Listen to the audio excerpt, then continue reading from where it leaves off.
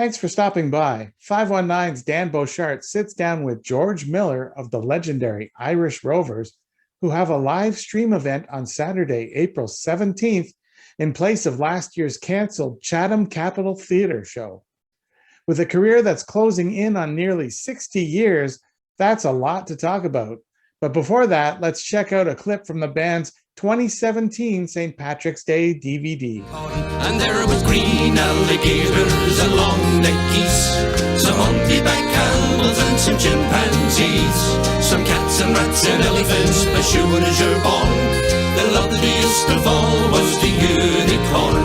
Now God seen some sinning, and it gave him pain, and he says, stand back, I'm going to make it rain. He says, hey. The band has a global live stream happening next Saturday. It's yes, St. Patty's Day in April is what it is, right? Well, exactly. There was a lot happening on March 17th. So we said, well, look, maybe we'll just give it a wee while. Let's wait for a month and we'll do it on April 17th. And we can just say, well, our calendars got all locked up and we didn't turn the page properly. So we thought this was St. Patrick's Day. But anyway, that's what we thought we would do. And, for the fans who like to see the Irish Rovers, it's a chance for them to see us again, because it's going to be a while before we're live, I'm afraid.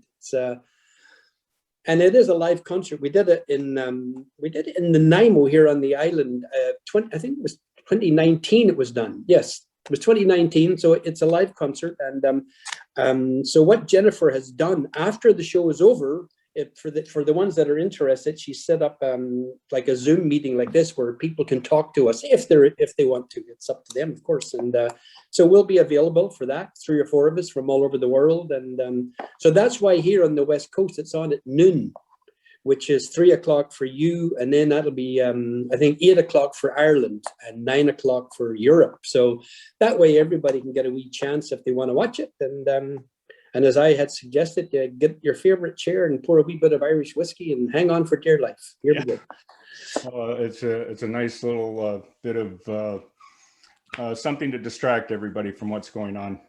Well, I hope so. I mean, my wife and I have been absolutely devouring. We watch a lot of British TV, BritBox it's called. So we watch a lot of the British police dramas and all, and we've been watching those since this all started. So that's our every night we go down and watch some British TV. But yet you have to do something or you go a wee bit mad. And so that's our escape. We have a house in Ireland, but of course we can't get there. Luckily, my nephew looks after it for me and looks after our car there. But haven't been able to get to Ireland at all, as most people can't go anywhere. So it's another one of those things. I mean, I love Ireland, and we like to go back as much as possible, but not going to be for a while yet.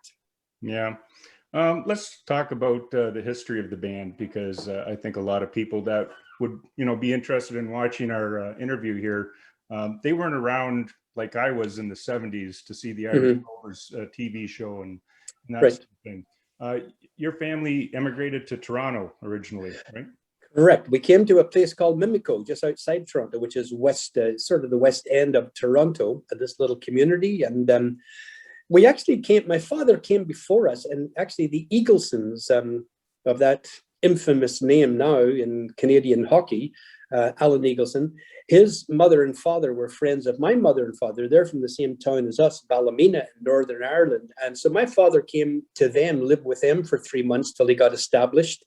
Then when he got established, then he brought us out, and that's how it was done in those days. And so we settled in this place called Mimico, and almost immediately, I had just turned, was just about 15 at the time. So it wasn't too long after that I met Jimmy Ferguson. We used to play, my sister was a singer, and I used to play guitar for her, and we would do these concerts for, all of the Scots and the Welsh and the English and the Irish in downtown Toronto. They had a club there, so they were nostalgic. So we would do these shows, and that's where I met Jimmy. And that's basically was the beginning of the band. And then about a year after that, my cousin Joe immigrated to Toronto. And of course, he came to live with us for 3 or 4 months till he got established. And he played the button-keyed accordion, and he had a great voice. And I said, "You're in a band." As soon as he got off the plane. And he said, "Oh, like, what am I playing?" And I said, "Well, the accordion." He said, "Oh, it's an accordion band." I said, no, not a marching band. You're in a singing band. He says, "I am?" I said, "Yes, you are." So that's how Joe joined the band. And then after that, we started to get a wee bit known around some of the Toronto folk clubs of the day. And then we traveled out to Alberta, where my brother Will was playing out there at a coffee shop. And he joined us. And that's how it all started. From there, we got in his old Jaguar, which could hardly go 20 miles without breaking down. And we drove down to California. And that was the beginning of it all. It was just those simple things that we did. And well, going back to the 60s, when we got going, folk clubs were all over. They were still all over the place. There was the Hungry Eye, and across from that was the Purple Onion, where we got our first booking. So they had America and Canada had all these great folk clubs. So you could travel the circuit. You could go all around, and from San Francisco, you'd go to Los Angeles, you'd go to Arizona, then back through to New York, and then up into Toronto, and then back through Saskatchewan, Regina, and then Winnipeg had a great folk club, and then out to Vancouver. And that's what we did 2 or 3 years in a row. We kept doing this folk circuit and making the grand total of about $50 a week. We thought we were rich. It was great.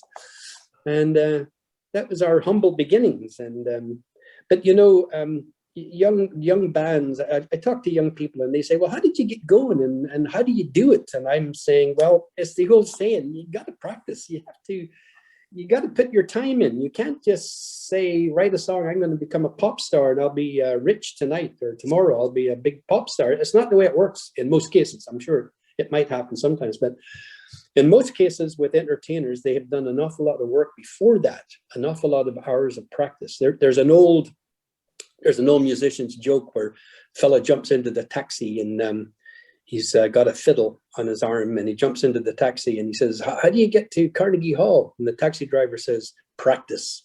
Yeah. I think I heard that one before. That is, it's as old as the hills. It's probably from the 20s in Tin Pan Alley, but it's true, and it's what you have to do. It's like any job. It doesn't matter what you do. It doesn't matter if you're a writer or a radio, or, like you're a writer. So it didn't come to you naturally. You have to work at it. You have to read other people's writings. You have to get your own ideas. Well, songwriting and entertaining is exactly the same. You have to work at it. I mean, we're not all a Paul McCartney or John Lennon that can sit down and write a song in 3.5 minutes. That doesn't normally happen. A song can take you a week, or it can take you a month, or it might take you a couple of hours, but it's hard work, and it's and performing is not easy. You have to you have to enjoy what you're doing. You have to enjoy each other. That's another pet peeve of mine, when people say, how did you stay together for, what have you been together for 100 years now? How did you stay together? And I'm saying, well, the two most important thing is you must like each other. You must respect your music, what you're doing. You have to love it and respect it. And those are the two things. And you hear these great bands, whether they're country or Irish or rock and roll, and they have a big hit and then they split up. And they're saying, well, we had philosophical musical differences. And I'm saying, for God's sake, didn't you know that when you started like a year ago or 6 months ago? You should have known right from the beginning if you didn't get along that way. So it's just like a marriage. Absolutely. There's an awful lot of give and take. It's like sometimes you can come down and say good morning and your wife might just scowl at you. You kept me awake snoring or whatever you did. Same with the band. You can be on the road and you say good morning and they scowl at you. So rather than saying, what the hell's wrong with you? You back off and you just say, okay, somebody's in a bad mood, and you go about, you drink your tea and mind your own business for a while, and they'll come back. And that's what happens. And we're all the same. We all can get into bad moods, or maybe your health isn't 100%. Maybe you're not feeling good. And but like you say, that's a very good analogy. It's like a marriage. There's no doubt about it. When you're in a band, it is very much like a marriage. Mm-hmm. You have to respect each other and give each other some space. Your big break in '68 with the Unicorn. A lot of people might not even know this. That song was written by Shel Silverstein, right? Absolutely, Silverstein. Yeah, he was the beat poet of his day, and he had this great album. And we got the little Unicorn song from his album, and he did it more of a talking blues. It wasn't really much of a tune to it, so we sort of put the tune and fixed it up a bit and changed it slightly. But probably also what made it happen also is that Glenn Campbell played lead guitar on it, and it was his very last session he ever did, because he released next week after that he released "Gentle on My Mind," which made him a big superstar. So he never again had to play another session. And to the day he died, he'd be doing concerts and he would always say, my lucky band is the Irish Rovers, because they were the last band I played for before I released Gentle on My Mind. That's how he used to introduce that song, which I thought was very nice of him. And, so, you know, it's all timing, I suppose. I mean, in those days, people were singing, everybody in the world was singing Puff the Magic Dragon because of Peter, Paul and Mary becoming a big hit. And so that's when we started looking for something a wee bit different, like the Unicorn. And it just was one of those songs where you could be singing in a coffee house and with strange smoke in the air, not too much alcohol, but strange smoke, and people would be jangling and dancing and listening, but they would really listen. When we would throw in the Unicorn, they would stop what they were doing and listen. And it was a strange little song that people actually, they just loved the song for some reason. Everybody kept saying, oh, we love that song. That's a great song. And another follow-up story to that. So we recorded the song and we immediately we had to do a booking for, I think it was about 3 months between Aspen and Vail in the ski resorts, because we did a lot of ski resorts in those days. And we're singing in Vail. In those days, Vail was fairly new. And so there was no television because there was only about 4 hotels in the town, and the hotel owners and the bar owners didn't want television because they didn't want people in their rooms. They wanted them out. And so there was no television and there was very little radio reception because it sat in the hollow of the mountains there below these mountains for skiing. And there wasn't really much radio reception. So somebody came through one night and said to us, hey boys, that song you just sang, I just heard somebody sing it on the radio. And we went, oh, damn, somebody stole our little song and recorded it. And we said, well, who was it? And they said, oh, I don't know, some band. And it really got popular. Everybody was asking for it. It was out of Albuquerque, New Mexico. But so we heard the same story over the last couple of weeks we were there. Like everybody said, hey, I just heard that on the radio. And we're saying, oh, I can't believe our luck. You get a really good little song and look what happens. So we left there after the last gig. We left that last morning going back to Los Angeles because our next booking was at a place called the Ice House in Los Angeles. So we left there and we're driving back to Los Angeles from Vail, and we happened to pick up New Mexico Station because it's a huge, powerful station. And here's this Irish fella called John Lanigan. He's the disc jockey we pick up, and he says, okay, this is the last time I'm playing this in my shift until somebody else comes on. Here's that damn Unicorn song again. And we said, oh, turn that up. Let's see. Took it. Well, it's us. It's us singing. He says, some band called the Irish Rovers. And we stopped the car in the middle of the desert where we were, and we ran around screaming. To hear your song on the radio on a big station like this, New Mexico, it was out of Albuquerque, we were absolutely amazed and speechless and happy beyond belief. So we hear it it takes about 4 or 5 days to get to California. We must have heard it a dozen times a day. It just kept playing and playing, and they were saying it's creeping up the charts. It started at 100 and it's up to about 60. And we're saying, what? I mean, this was for the Beatles and for the Rolling Stones, not for a band like the Irish Rovers. So we got to Los Angeles and we phoned the club, and he says, where the hell have you guys been? They're phoning, this phone has been ringing from Decca Records, your record company, are saying, where are they? And he says, I don't know. They don't start till tomorrow night.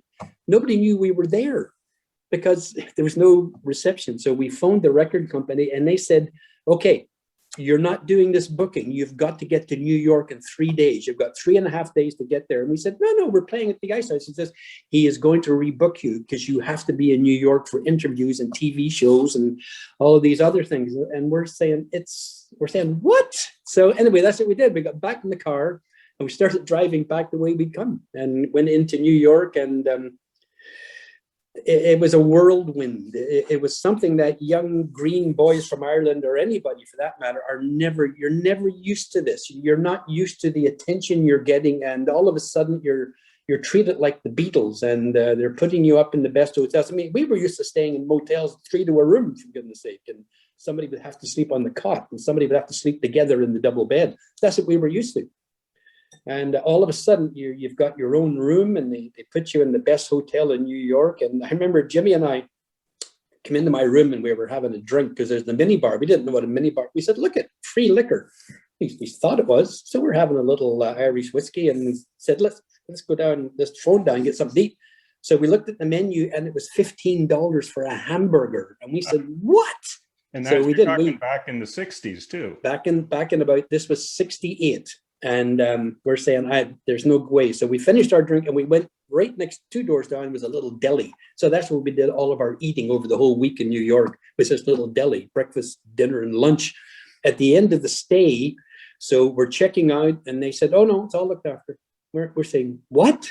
No, it's all paid for. And we said, oh, okay, what about the food and drink? Oh no, everything was paid for. Well, we didn't use any of it. We didn't know it was being paid for. So, but in the long run, record companies don't pay for a thing. It comes out of your royalties anyway in the long run. So anyway, so what was the question? I think that, I don't know. Oh. That was a great story, actually. Oh. We were talking about the Unicorn, basically being the song that launched your career. Yes, and, it did, yes. I think that's got to be the best story I've ever heard about a band first hearing their song. Well, it's true too. And like I say, the fact that we were so upset thinking that somebody here, we find this beautiful little song and fixed it all up. And then somebody stole it out from under us. And we said, yep. What's the old saying, a day late and $1 short, whatever it is. That's what it was for us. We thought we had missed the boat, but then we thought, well, we're not that type of band. We're not going to be on the top 100. It's not us. And as the year progressed, there we were, number 2 on the charts. The Beatles were number 1, and number 3 was, you might remember this band, Strawberry Alarm Clock. Yes. With Incense, Peppermint, da da da da.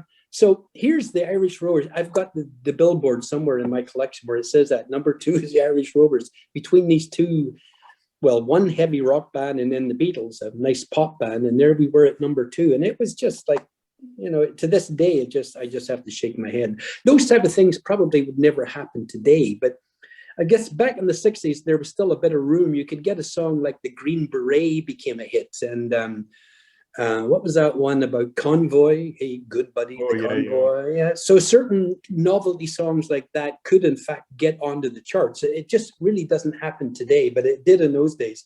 It still happens in places like Britain. You'll still get a quirky song like before Vera Lynn passed away, her album became number 1 in all the British charts. And it was all World War II songs, basically. So strange things happen over there, but not so much in North America. The band started out doing a lot of novelty songs and we did. covers of traditional Irish songs. Yes. And I read that a lot of these traditional songs were like 20 minutes long and you had to condense them. Yes, absolutely. Like for instance, the Black Velvet Band is a very, very old song. It's been claimed by everybody from Australia to Britain to Ireland. It's one of those songs that sailors used to sing and bring back from their voyages. So it's fairly hard to say exactly where it came from. Well, we condensed it and made it into a 3.5-minute song.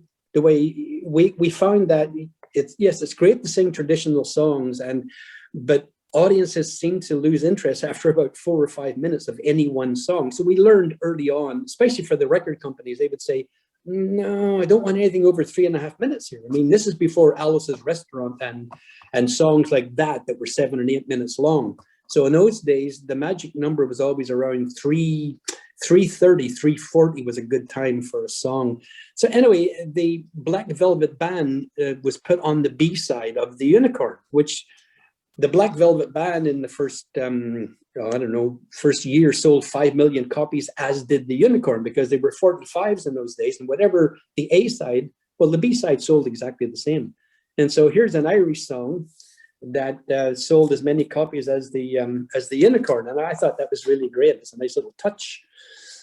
So it's, traditional songs tend to be long. They tend to be very, very long because they tell stories. That's what they're all about. They were written by the bards of Ireland and Scotland and England who would travel around writing songs for whatever house they were staying at. If someone treated them with kindness, give them a meal and give them a drink, they'd write them a song.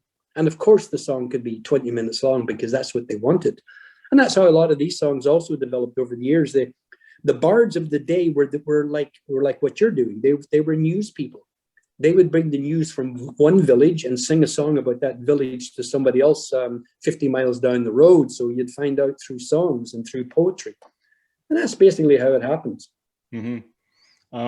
Another interesting story, the band had a recurring role on the TV Western, The Virginian, as musical bandits. That must Yes. have been a lot of fun. It was the best fun of our lives. And it was everything that we grew up with, watching Roy Rogers and Gene Autry and all those Westerns, where the hats would stay on in the fights and all. So we actually also, not only did we rob a bank, we also had a fight scene in the saloon, and they had to say, okay, cut, because we're saying, what? Because like they're breaking bottles over our heads and they're smashing chairs across our backs. It's all balsam wood, but we're laughing our heads off, and they're saying, cut, you can't laugh. This is a series, you're fighting in a saloon. You're not supposed to laugh. And we went, oh, okay. So we had to do that about 2 or 3 times, and they had to keep gluing the chairs back together and putting the glass back together. And the other problem was they were using real beer on the set. So 2 or 3 of our shots where we were all standing at the bar drinking beer and talking to Trampus, who was the main guy on it. And we were saying, well, how do we, the only thing we could do is if we hold up the bank and we can, anyway, it was all a little bit of a plot. So we were drinking the beer, and once again, they said, okay, cut, you can't drink the beer, because the next scene, we were drinking it between the takes. You know, when it was on a break, we'd be drinking the beer. And they said, okay, no, because we need the same scene as last time when the beer was full. So they had this young girl who had to keep going around filling up this beer for us, all of the different glasses that we had. So it was a most amazing time of our lives. And here you are in Hollywood, and you go into the cafeteria on the lot of the Universal Studios where it was all filmed, and there's our picture on the wall.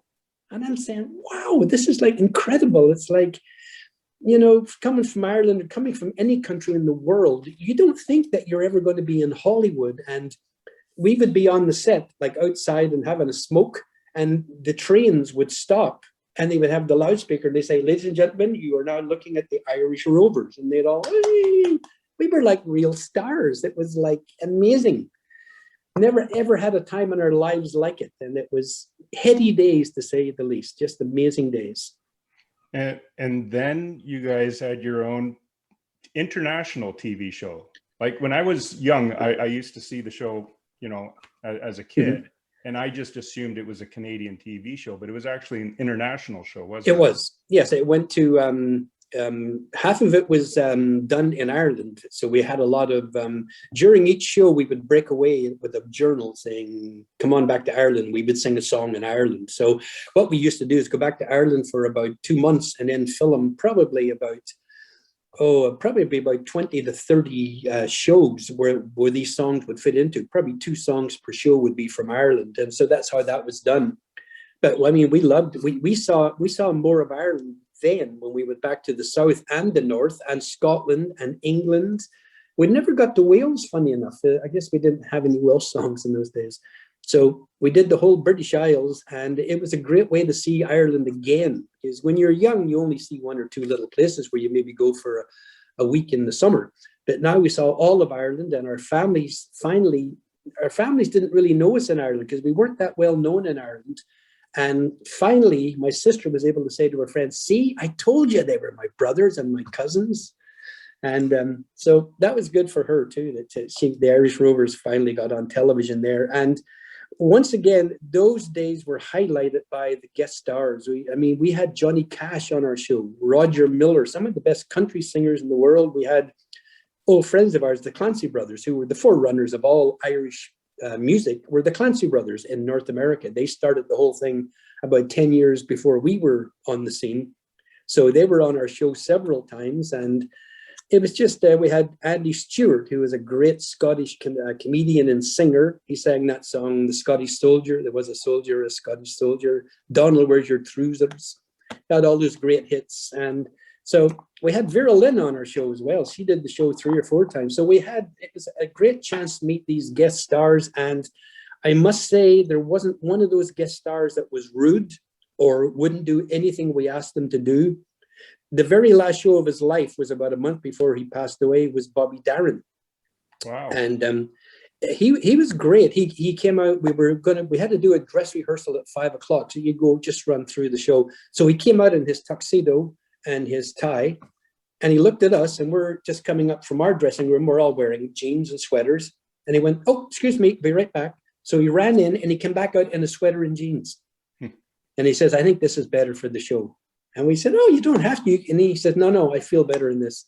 So that's the type of person he was as well, and sang all of his hits and sang a couple of songs with us. And we never had trouble with any of them. And, you know, you always hear, oh, they're prima donnas and they don't want to do this and they don't want to do that. But we never had a problem with any of them. They were all super people. When they get away from the managers and the agents, they're like anybody else.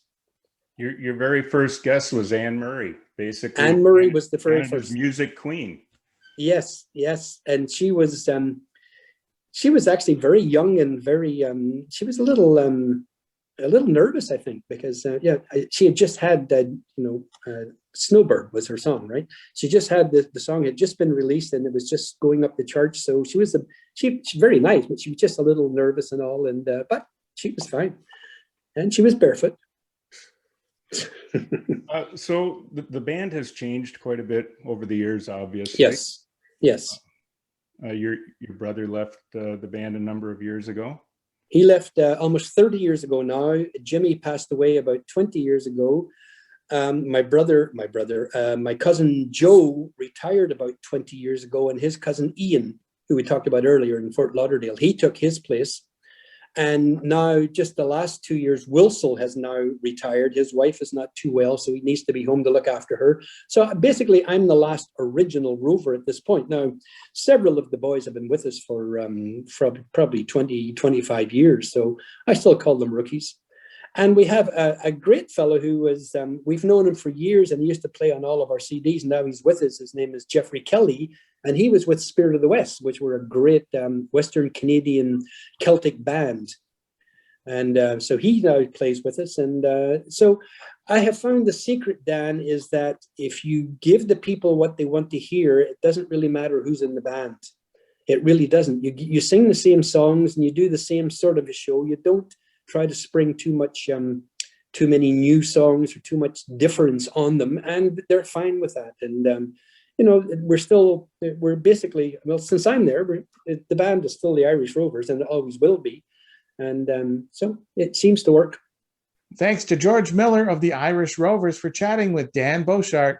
Check out the band's upcoming streaming event on Saturday, April 17th for only $5. That's all we have for you this time. We'll see you next time.